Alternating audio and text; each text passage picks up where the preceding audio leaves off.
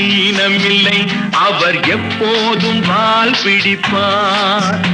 எதிர்காலம் வரும் என் கடமை வரும் இந்த கூட்டத்தின் ஆட்டத்தை ஒழிப்பேன். பொது நீதியிலே புது பாதையிலே வரும் நல்லோர் முகத்திலே விழிப்பேன். வரும் நல்லோர் முகத்திலே விழிப்பேன். நான் ஆணையிட்டால் அது நடந்து விட்டால் இங்கு ஏழைகள் வேதனை படமாட்டார். உயிர் உள்ளவரை ஒரு துன்பமில்லை அவர் கண்ணீர் கடலிலே விழமாட்டார். அவர் கண்ணீர்